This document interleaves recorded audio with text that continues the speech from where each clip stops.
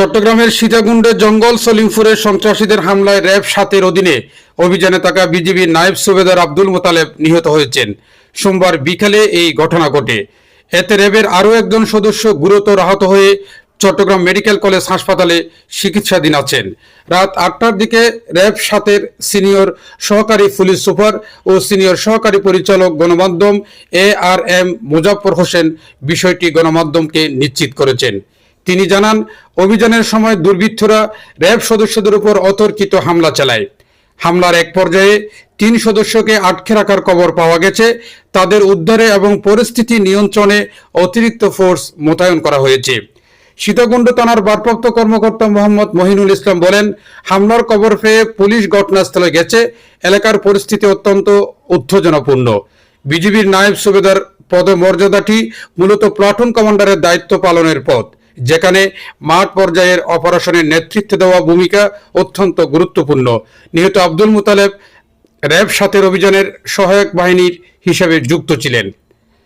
জানা গেছে, সীতাকুণ্ডের সলিমপুর ইউনিয়নের জঙ্গল সলিমপুর এলাকায় প্রায় ৪ দশক ধরে সরকারি পাহাড় ঘাস জমি দখল করে গড়ে উঠেছে হাজার হাজার অবৈধ বসতি।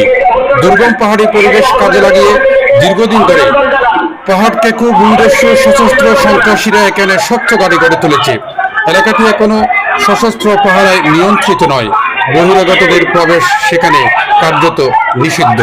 জেলা প্রশাসন সূত্র বলছে, প্রায় ৩,১০০ একর আয়তনের জঙ্গল সলিমপুর লিঙ্ক রোড সংলগ্ন প্রতি শতক জমির বাজার মূল্য ৯ থেকে ১০ লাখ টাকা।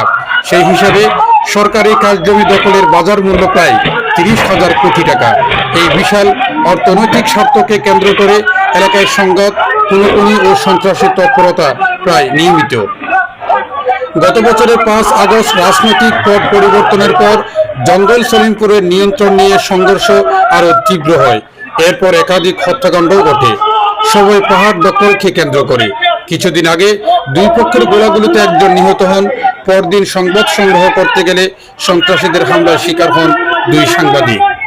এর আগেও এই এলাকায় অভিযান চালাতে গিয়ে প্রশাসন হামলার মুখে পড়ে। ২০২৩ সালের ১৪ সেপ্টেম্বর উচ্ছেদ অভিযান শেষে ফেরার পথে জেলা প্রশাসনের নির্বাহী ম্যাজিস্ট্রেট, ওসি ও পুলিশ সদস্য অন্তত ২০ জন আহত হন।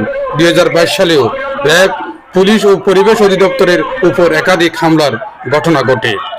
News desk, City News TV 24, Chittagong.